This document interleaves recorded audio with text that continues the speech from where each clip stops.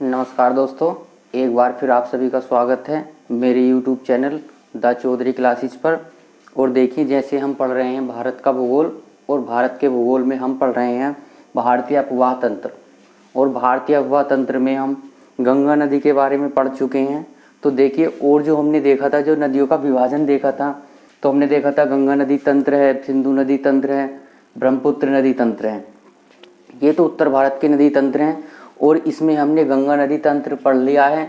उसके आगे हम क्या पढ़ेंगे आज? तो आज हम पढ़ेंगे सिंधु नदी तंत्र। तो आइए हम सिंधु नदी तंत्र के बारे में पढ़ना स्टार्ट करते हैं।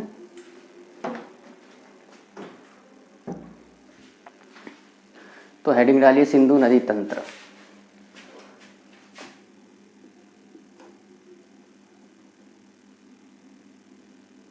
सिंधु नदी तंत्र। तो देखिए, हम सिंधु नदी तंत्र के बारे में किन किन नदियों के बारे में पढ़ेंगे। तो एक तो स्वयं सिंधु नदी ही है, उसके साथ इसकी सहायक नदियां कौन कौन सी हैं। तो हम पढ़ेंगे झेलम के बारे में, हम पढ़ेंगे चिनाव के बारे में, उसके बाद हम पढ़ेंगे रावी नदी के बारे में, रावी के बाद हम पढ़ेंगे ब्यास नदी के बारे में, उसके बाद हम पढ़ेंगे सतलज नदी के बारे में या सतलुज नदी के बारे में। तो ये सभी क्या है? तो ये सिंधु की सहायक नदियां मानी जाती हैं। 5 नदियां ये हैं और एक सिंधु सोयम है। तो कुल मिलाकर कितनी नदियां हुई? तो 6 नदियां हुई जो सिंधु नदी तंत्र में शामिल की जाती हैं। तो ये देखिए, हम पढ़ना स्टार्ट करते हैं। और देखिए, पहले सिंधु के बारे में जान लेते हैं थोड़ा सा, इसके बारे में थोड़ी सी थ्योरी लिख लेते हैं। तो आइए थोड़ी सी थ्योरी लिख लेते हैं इसके बारे में सबसे पहले, और इसके बारे में क्या क्या प्रमुखता है, क्या क्या खास बातें हैं, वो हम जान लेते हैं। तो देखिए,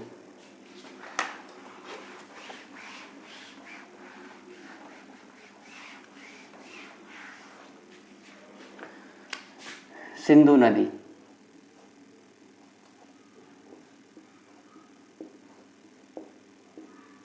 देखिए, सबसे पहले हम देखते हैं इसका उद्गम क्या है।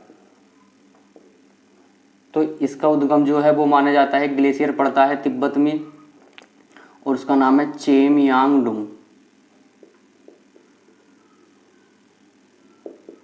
चेमयांगडुंग ये क्या है? ग्लेशियर है। अगर बात करी जाए किस स्थान पर है, वो स्थान पूछा जाए तो वो स्थान है बोखरचू।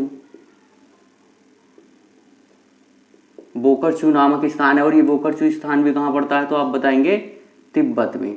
तो अगर आपसे पूछा जाए जो सिंधु नदी का उद्गम है वो कहाँ है, तो तिब्बत में है। तिब्बत में भी कहाँ है? तो बोखरचू से। और बोखरचू में भी कौन सा ग्लेशियर है? तो चेमयांगडुंग जो ग्लेशियर पड़ता है वहां से ही सिंधु नदी का उद्गम होता है। फिर बात करी जाए ये कहाँ कहाँ बहती है, तो कितने देशों में बहती है। तो अगर सबसे पहले बात की जाए तो देश कौन कौन से हैं, तो एक तो क्या है, ये तिब्बत में ही बहती है, पहली बात। उसके बाद जो प्रवेश करती है, भारत में प्रवेश करती है। भारत के बाद ये कहाँ चली जाती है? तो पाकिस्तान। पाकिस्तान में क्या करती है? ये प्रवेश करती है। तो इस तरह से क्या होता है, 3 देशों में बहती है। लेकिन जो ज़्यादा जल का यूज होता है वो कहाँ कहाँ होता है? तो इसके जल का प्रयोग जो करते हैं वो भारत और पाकिस्तान करते हैं, ये हमने देखा है। और हमने सिंधु नदी जल विवाद पढ़ा भी था अभी, जब हम क्या पढ़ रहे थे? भारतीय सीमा का विभाजन पढ़ रहे थे। उसके बाद देखिए, अगर इसकी लंबाई की बात की जाए तो लंबाई जो है इसकी 2880 किलोमीटर मानी जाती है। नेट पर कुछ भी मिले, लेकिन आपको क्या है, यही याद रखना है, क्योंकि ये एनसीईआरटी में है। उसके बाद अगर बात करी जाए तो देखिए, क्वेश्चन ये आता है भारत। भारत में 2 चीज़ें आपको देखने को मिलेंगी। एक तो देखते हैं हम कहाँ से प्रवेश करती है, उस स्थान को हम क्या कहते हैं जहाँ से भारत में सिंधु नदी प्रवेश करती है, और वो स्थान जहाँ से सिंधु नदी भारत को छोड़ती है, या अंतिम बिंदु जहाँ से फिर वह पाकिस्तान में चली जाती है। तो प्रवेश जो करती है उसका नाम है दमचोक। वो वर्तमान में कहाँ ये है? तो आप बताएंगे लद्दाख। वर्तमान में कहाँ पड़ता है? लद्दाख। लेकिन पहले कहाँ पड़ता था? तो जम्मू कश्मीर में। अंतिम बिंदु जो पड़ता है उसे हम कहते हैं चिल्लास, और ये जो पड़ता है ये पड़ता है पीओके में। ये कहाँ पड़ता है? तो पीओके में। क्योंकि पीओके को हम अपना मानते हैं, तो इसलिए ये बिंदु भी कहाँ हुआ? तो भारत का ही अंतिम बिंदु माना जाएगा। तो इस तरह से भारत में हमने 2 बिंदु देखे इसके। अब बात आती है भारत में इसकी लंबाई कितनी है।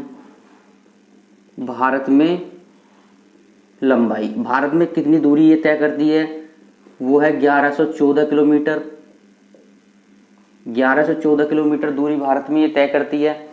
तो ये देखिए, ये इसकी मुख्य मुख्य हमने बातें देखी हैं। उसके बाद देखिए उसमें आगे हम देखते हैं तो इसमें जो सहायक नदियां मिलती हैं, सहायक नदियां कहाँ पर मिलती हैं इसमें, इसकी सहायक नदियां, तो सहायक नदियां जो मिलती हैं वो स्थान पड़ता है, वो है मिठानकोट। मिठानकोट, और कहाँ पड़ता है ये, पाकिस्तान में। पाकिस्तान में मिठानकोट में जाकर इसकी जो सहायक नदियां हैं वो इसमें मिल जाती हैं। उसके बाद देखा जाए तो देखिए पाकिस्तान में एक तट बनाती है जिसे बोलते हैं मकरान तट। मकरान तट जो स्थित है वो सिंधु नदी पर है, और कहाँ पर पड़ता है, तो पाकिस्तान में। पाकिस्तान में मकरान तट पड़ता है, सिंधु नदी पर ये स्थित है, और बहुत ही प्रसिद्ध माना जाता है। यहाँ पर मछली पालन बहुत ज़्यादा होता है। उसके बाद देखिए इसका मुहाना कहाँ है, इसका हम मुहाना देख लेते हैं। मुहाना कहाँ पर जाकर ये समाप्त होती है, मुहाना जो है या कहाँ पर जाकर ये समाप्त होती है, कहाँ पर जाकर विलीन हो जाती है, तो वो माना जाता है अरब सागर।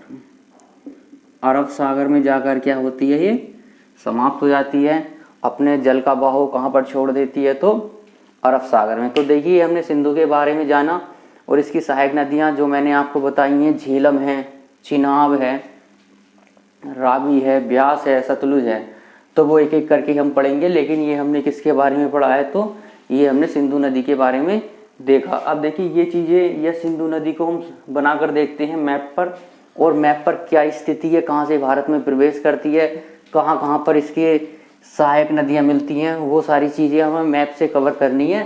और उसके बाद एक एक नदी लिखते रहेंगे, मैप पर बनाते रहेंगे, और उसकी डिटेल भी हम कवर करते रहेंगे। तो आइए देखते हैं, मैप बना लेते हैं इंडिया का।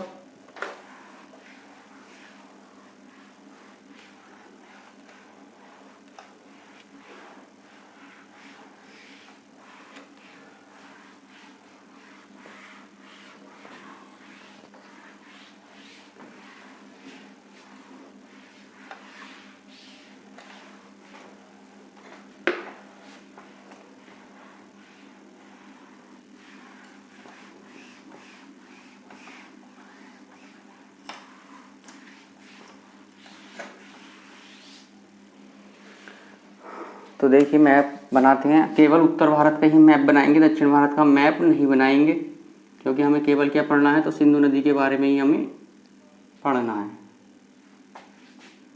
थोड़ा ऊपर करके बनाते हैं।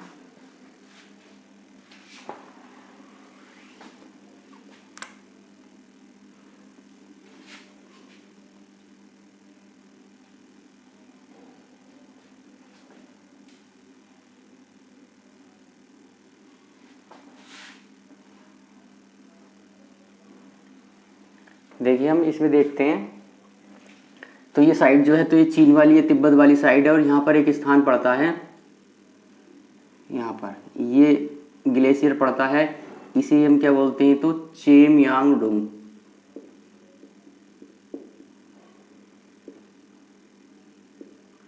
यही क्या स्थान है, तो चेमयांगडुंग माना जाता है। और यहाँ से किसका उद्गम होता है, तो यहाँ से उद्गम होता है सिंधु नदी का। तो देखिए यहाँ से सिंधु नदी कहाँ प्रवेश करेगी सबसे पहले, तो देखिए ये बना लेते हैं, ये जो स्थान पड़ता है, ये क्या पड़ेगा, हिमाचल प्रदेश पड़ेगा। और यहाँ से ये क्या,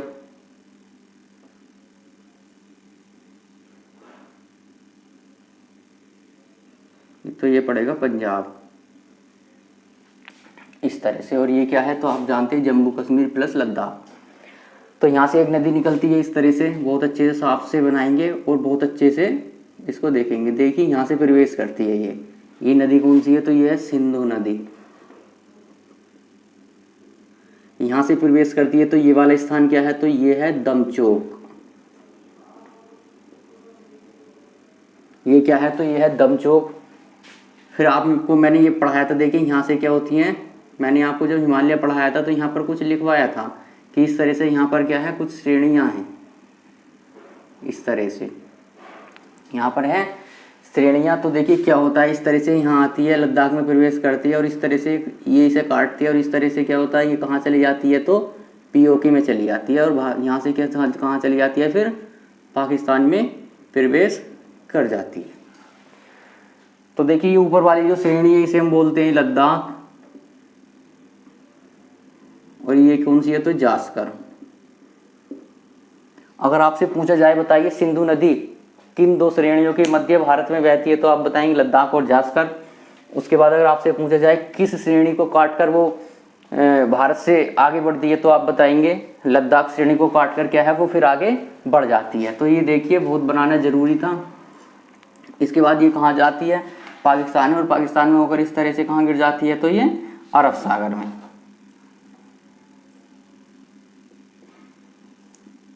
देखिए ये कहाँ गिर जाती है, तो अरब सागर में। उसके बाद देखिए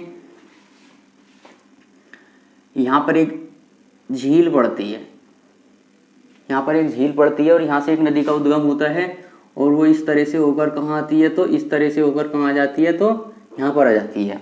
और इस नदी का नाम क्या है, तो इस नदी का नाम है झेलम। इस नदी का नाम क्या है, तो झेलम। मैं यहाँ नहीं, यहाँ लिख देता हूँ ऊपर, ये है झेलम। चलो इधर लिखता हूँ, दिखाई नहीं देगा, झेलम नदी।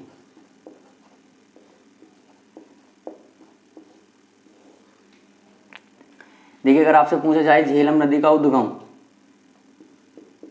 तो आप बताएंगे, देखिए एक झील पड़ती है ये, और इस झील का नाम क्या है, तो आप बताएंगे बैरीनाग झील। तो उद्गम क्या है, तो बैरीनाग झील। कहाँ से होता है इसका उद्गम, तो बैरीनाग झील से होता है झेलम नदी का उद्गम। अगर आपसे पूछा जाए इसका मुहाना कहाँ है, तो मुहाना ये जाकर गिरती है चिनाब नदी में, लेकिन इसकी लंबाई पूछ लेता है कभी कभी। तो लंबाई है इसकी 212 किलोमीटर। लंबाई कितनी है इसकी, तो 212 किलोमीटर है। और देखिए अगर आपसे पूछा जाए जो जम्मू कश्मीर की जीवन रेखा मानी जाती है, तो वो क्या मानी जाती है, तो झेलम नदी। ये क्या मानी जाती है, तो जम्मू कश्मीर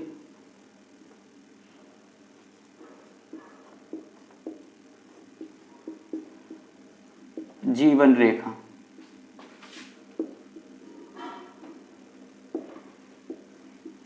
मानी जाती है। और देखिए इसी में आपने देखा होगा हाउस बोट भी इसमें ही क्या है, चलती है। और क्या होता है, देखिए आगे जाकर क्या होता है, श्रीनगर में जब ये पहुंचती है, तो श्रीनगर में जाकर क्या करती है, तो ये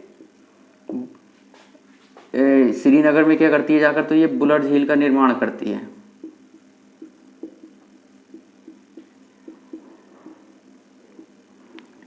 अगर आपसे पूछा जाए श्रीनगर किस नदी के किनारे बसा हुआ है, तो आप बताएंगे झेलम। झेलम नदी के किनारे ही श्रीनगर बसा हुआ है। और बुलर झील का निर्माण भी कौन करती है, तो झेलम नदी ही करती है। तो ये क्या है, तो ये है बैरीनाग झील। और ये नदी जो बह रही है ये कौन सी है, तो आप बताएंगे झेलम नदी है। उसके बाद देखिए आगे हम पढ़ेंगे, झेलम के बाद चिनाब नदी पढ़ेंगे।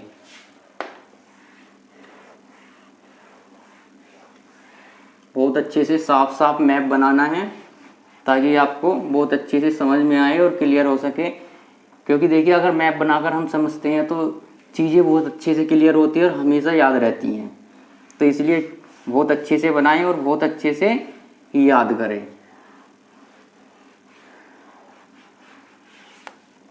देखिए अगली नदी हम पढ़ते हैं चिनाब नदी।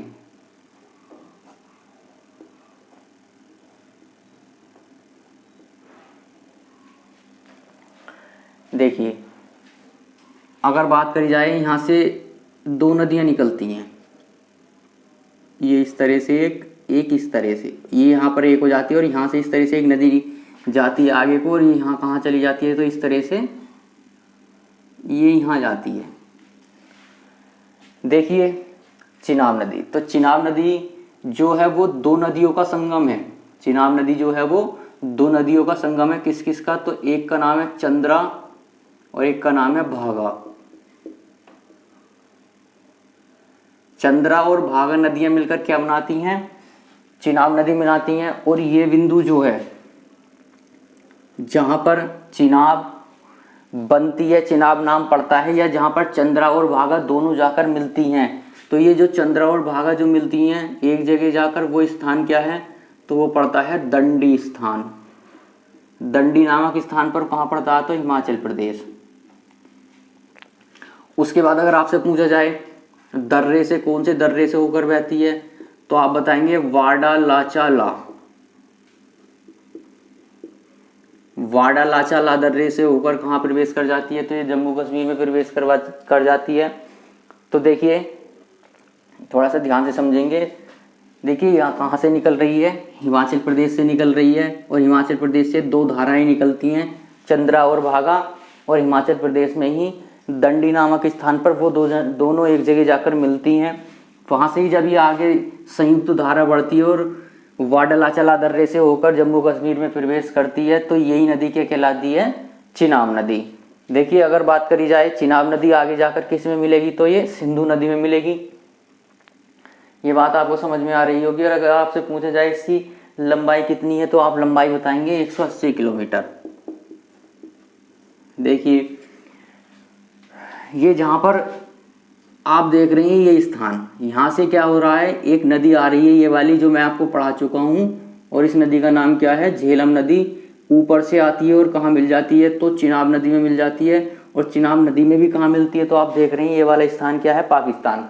पाकिस्तान में जाकर किस नदी में मिलती है, चिनाब नदी में। और ये स्थान क्या कहलाता है, तो ये स्थान है झुंग। झुंग नामक स्थान पर क्या होती है, ये झेलम नदी चिनाब नदी में मिल जाती है। आ रहा समझ में नहीं, तो देखिए बहुत अच्छे से समझ में आ रहा होगा आपको। उसके बाद हम देखते हैं अगली नदी, और उस अगली नदी का नाम क्या होगा। तो देखिए हमने सिंधु पढ़ी है, हमने झेलम पढ़ी है, हमने चिनाब पढ़ी है, उसके बाद आएगी रावी नदी। तो देखिए रावी नदी के बारे में देखते हैं।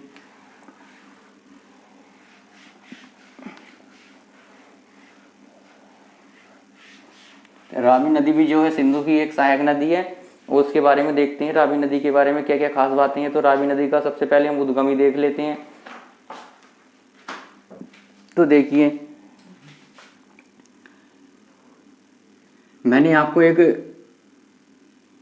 दर्रा लिखवाया था, रोहतांग दर्रा। उसके बाद देखिए अगर आपसे पूछा जाए ना इसका उद्गम, रावी नदी।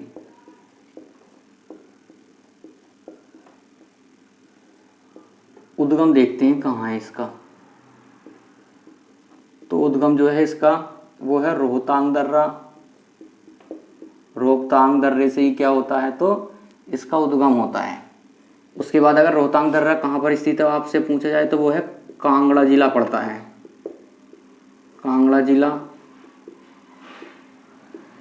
और कहाँ पड़ता है, तो ये हिमाचल प्रदेश। यहाँ से ये नदी निकलती है और इस तरह से होकर कहाँ जाती है, तो इस तरह से होकर क्या है, पंजाब में आती है। और कहाँ मिल जाती है, ये भी चिनाब में मिलती है। मिलती पाकिस्तान में ही है जाकर, लेकिन ये स्थान क्या कहलाता है, ये वाला स्थान ध्यान रखेंगे। देखिए इधर से तो मिल रही है झेलम नदी, वो थोड़े से आगे जाकर मिलती है। लेकिन क्या होता है, जो रावी नदी है वो कहाँ जाकर मिलती है, वो थोड़ा सा पीछे ही मिल जाती है। किस में मिल जाती है, तो चिनाब नदी में मिल जाती है। और ये कहलाता है सराय सिंधु। सराय सिंधु, सराय सिंधु नामक स्थान पर जाकर क्या होता है, रावी नदी चिनाब नदी में मिल जाती है। कहाँ मिल जाती है, तो चिनाब नदी में। अगर इसकी लंबाई पूछा जाए आपसे, तो लंबाई कितनी है, तो 725 किलोमीटर। लंबाई कितनी है, 725 किलोमीटर। देखिए बहुत अच्छे से समझेंगे और आपको आज भी बहुत अच्छे से समझ में रहा होगा। देखिए उसके बाद देखिए अगली जो नदी हम पढ़ेंगे वो कौन सी नदी आएगी, तो व्यास नदी आएगी। और व्यास नदी की क्या खास बात है वो हम देख लेते हैं। तो देखिए व्यास नदी का उद्गम कहाँ से होता है, वो भी कहाँ से निकलती है, तो हिमाचल प्रदेश से ही निकलती है। व्यास नदी भी कहाँ से निकलती है, तो हिमाचल प्रदेश से ही निकलती है। ये लिख लेते हैं।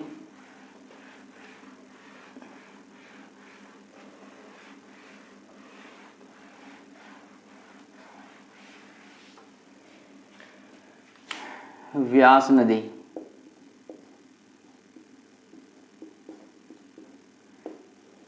सबसे पहले हम देखते हैं उद्गम। उद्गम कहाँ से है इसका, तो आप बताएंगे देखिए व्यास कुंड। व्यास कुंड पड़ता है, कहाँ पड़ता है, तो आप बताएंगे हिमाचल प्रदेश में। हिमाचल प्रदेश में क्या पड़ता है, व्यास कुंड।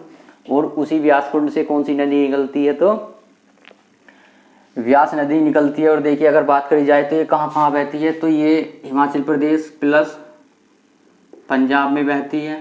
पंजाब में आकर क्या होता है, इस पर एक बांध बना हुआ है और जिसे हम बोलते हैं, बांध कौन सा है, तो वो हरिके बैराज।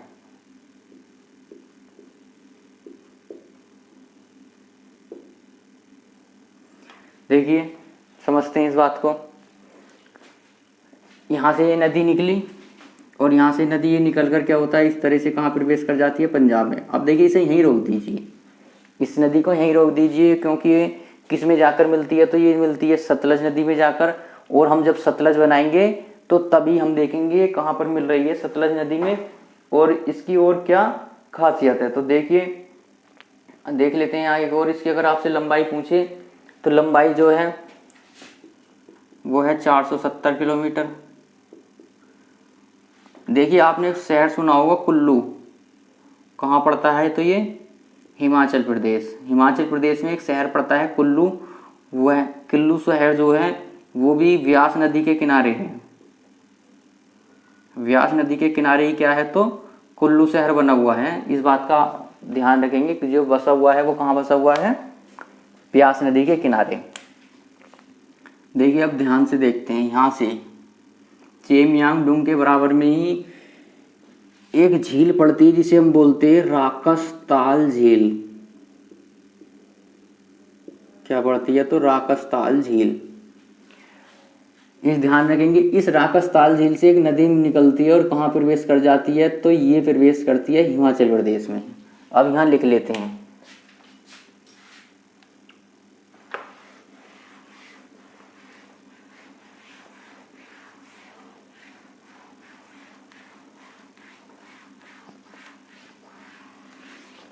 और इस नदी का नाम क्या है, तो सतलुज नदी।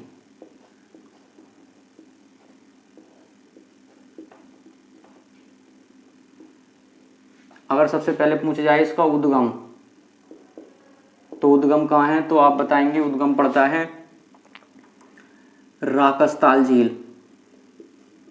उद्गम कहाँ है, राकसताल झील। और राकसताल झील कहाँ पड़ती है, तो अब ये कहाँ प्रवेश करती है, तो भारत में प्रवेश करती है। देखिए तो ये स्थान पूछता है, वो क्वेश्चन कई बार पूछा गया कि बताइए किस स्थान से जो सतलज नदी है वो भारत में प्रवेश करती है। तो देखिए यहाँ पर मैंने यहाँ पे एक दर्रा पढ़ाया है, ये वाला। और यहाँ पर क्या है, ये दर्रा जो है वो है सिपकिला दर्रा। ये दर्रा क्या है, तो सिपकिला दर्रा। तो जो राकसताल झील से निकलने वाली नदी है सतलज, तो वो भारत में कहाँ प्रवेश करती है, हिमाचल प्रदेश में। और हिमाचल प्रदेश में भी कहाँ से प्रवेश करती है, तो सिपकिला दर्रे से। तो लिखेंगे सिपकिला दर्रे से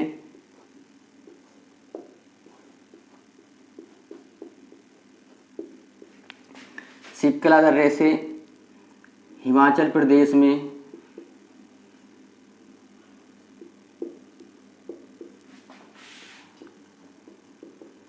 प्रवेश करती है।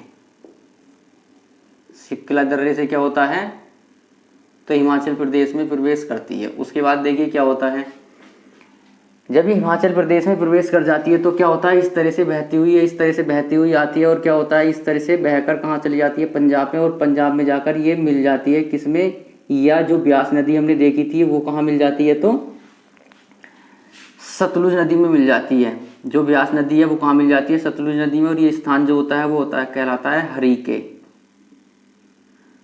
हरिके नामक स्थान पर क्या होता है, सतलुज नदी में ब्यास नदी मिलती है। इस बात का ध्यान रखेंगे। और कहाँ पड़ता है ये हरिके बैराज, तो आप बताएंगे पंजाब में पड़ता है।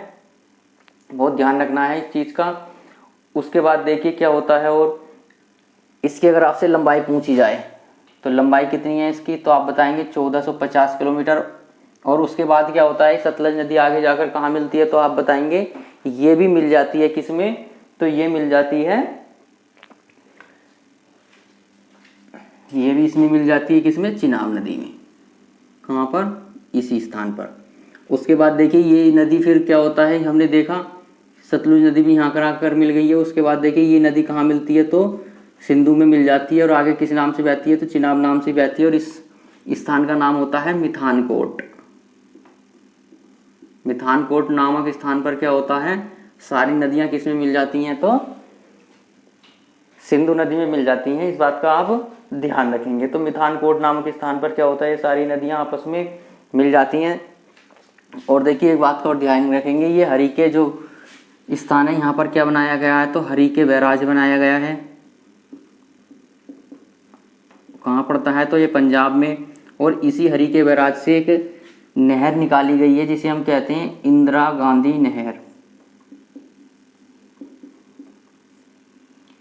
इंदिरा गांधी नहर कहाँ पड़ती है, तो आप बताएंगे कहाँ से निकलती है, हरिके बैराज से। और ये क्यों निकाली गई है, तो राजस्थान में जो पानी की कमी है, उस पानी की कमी को कम करने के लिए, या उस कम पानी की कमी को दूर करने के लिए क्या निकाली गई है, तो एक नहर निकाली गई है जिसे हम कहते हैं इंदिरा गांधी नहर। और इसका बहुत फायदा मिलता है राजस्थान में। तो देखिए अगर आपसे पूछा जाए इंदिरा गांधी नहर को जल कहाँ से प्राप्त होता है, तो आप बताएंगे हरिके बैराज से। और इंदिरा गांधी नहर का उद्गम क्या है, तो वो हरिके बैराज। तो देखिए ये आपको बहुत अच्छे से समझ में आया होगा। अगर आपको फिर भी कोई प्रॉब्लम आती है, दिक्कत आती है, तो आप मुझे ज़रूर बताएं। देखिए हमने देखा, एक बार फिर समझ लेते हैं सारी चीज़ों को। देखिए सबसे पहले हम देखते हैं सिंधु नदी। सिंधु नदी का उद्गम क्या है, तो चेमयांगडोंग ग्लेशियर पड़ता है एक। उसके बाद ये यहाँ से निकलती है और कहाँ प्रवेश करती है, तो लद्दाख में प्रवेश करती है। और इस स्थान क्या कहलाता है, दमचौक। यहाँ से क्या हो जाता है, इसका भारत में प्रवेश हो जाता है। फिर क्या होता है, ये आगे बढ़ती हुई और कहाँ जाती है, तो ये लद्दाख श्रेणी जो इसे काटती है, यहाँ पे एक गोर्ज बनाती है। गोर्ज बनाने के बाद ये क्या है, पीओके से होती हुई कहाँ चली जाती है, तो अरब सागर में गिर जाती है। और इस स्थान का क्या नाम है, इस स्थान का नाम है चिल्लास। इस स्थान का नाम क्या है, तो चिल्लास। और उसके बाद कहाँ चली जाती है, तो ये पाकिस्तान में चली जाती है। और यहाँ भी इस पाकिस्तान में इस पर एक शहर पड़ता है, इसे हम बोलते हैं कराची। कराची नामक स्थान या शहर किस स्थान नदी पर बसा हुआ है, तो आप बताएंगे सिंधु नदी पर। तो देखिए ये तो हमने वो नदियाँ पढ़ी हैं जो सिंधु नदी में बाईं ओर से मिलती हैं। अब देखिए जैसे कुछ नदियाँ हमने देखी हैं इधर से मिल रही हैं इसमें, तो कुछ नदियाँ क्या होती हैं राइट हैंड से या ऊपर की ओर से भी इसमें मिलती हैं। वो कौन कौन सी मिलती हैं, तो हम देख लेते हैं। इसे साफ कर देता हूँ मैं, फिर देखते हैं कौन कौन सी नदियाँ मिलती हैं इसमें।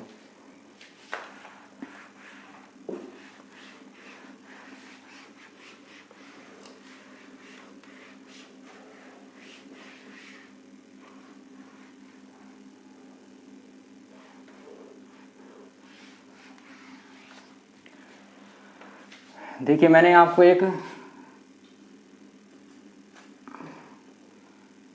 ग्लेशियर पढ़ाया था यहाँ पर, और उस ग्लेशियर का नाम क्या है, तो सियाचिन ग्लेशियर। देखता हूँ दिख रहा है नहीं दिख रहा, कटा तो नहीं है।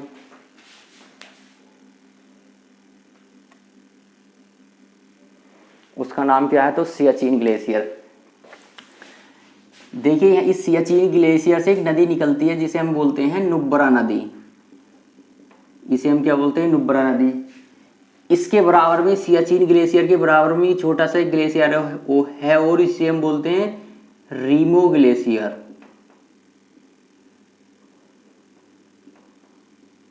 रीमो ग्लेशियर से एक नदी और निकलती है और उस नदी का नाम क्या है, तो इस नदी का नाम है श्योक नदी। और ये दोनों नदियां नुब्रा और श्योक नदी जाकर कहाँ मिल जाती हैं, तो सिंधु नदी में। कहाँ मिल जाती हैं, तो पीओके में जाकर किसे मिल जाती है, सिंधु नदी में। तो ध्यान रखेंगे अगर आपसे पूछा जाए श्योक किसकी सहायक नदी है, तो आप बताएंगे सिंधु की। और अगर आपसे पूछा जाए नुब्रा नदी किसकी सहायक नदी है, तो आप बताएंगे श्योक नदी की। उसके बाद देखिए यहाँ पर एक नदी निकलती है ये पड़ती है एक झील, इसे बोलते हैं संदूर झील। संदूर झील से एक क्या निकलती है, नदी। और इस नदी का नाम क्या है? तो इस नदी का नाम है गिलगित नदी। इस नदी का क्या नाम है? तो गिलगित नदी। तो गिलगित नदी भी कहाँ मिल जाती है? तो सिंधु नदी में। उसके बाद देखिए, आप देखेंगे यहाँ पड़ता है अफगानिस्तान। देखिए मैं इधर लिख देता हूँ, अफगानिस्तान से क्या होता है, आपने देखा होगा एक पर्वत श्रेणी पड़ती है अफगानिस्तान में, इसे बोलते हैं हिंदूकुश पर्वत। हिंदूकुश पर्वत। इस हिंदूकुश पर्वत से एक नदी निकलती है, उस नदी का क्या नाम है? तो उस नदी का नाम है काबुल नदी। उस नदी का नाम है काबुल नदी। और काबुल नदी किस में मिल जाती है? तो सिंधु नदी में मिल जाती है, ध्यान रखेंगे। उसके बाद क्या होता है, देखिए एक नदी और आती है, वो कौन सी नदी है?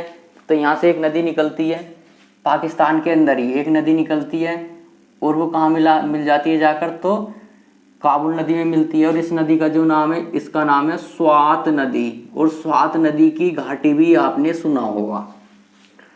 स्वात नदी की घाटियाँ जो हैं वो पाकिस्तान का स्वर्ग मानी जाती हैं, क्योंकि इस वाले क्षेत्र में स्वात नदी के द्वारा बहुत अच्छी फसल उपजाई जाती है, उसके जल से सिंचाई की जाती है, इसलिए क्या मानी जाती है? पाकिस्तान का स्वर्ग।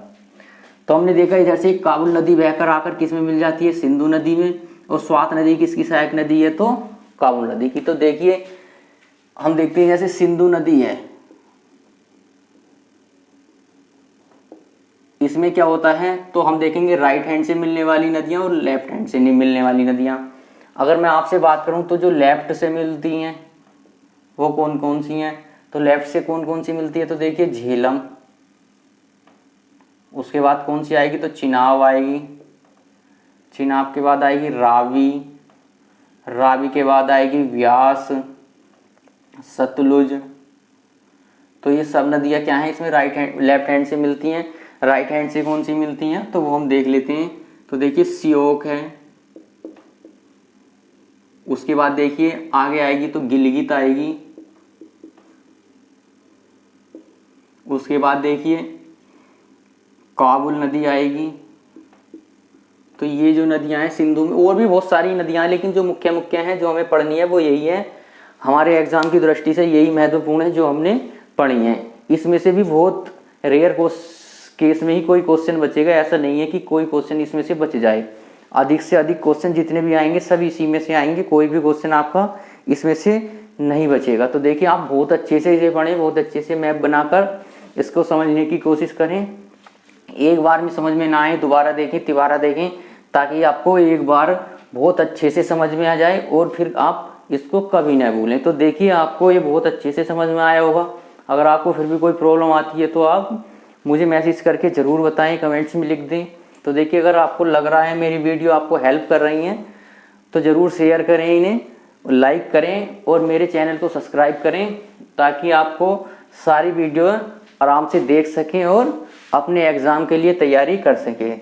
तो देखिए आप देखते रहिए वीडियो और तैयारी करते रहिए और घर पर रहिए, सुरक्षित रहिए। ओके, धन्यवाद।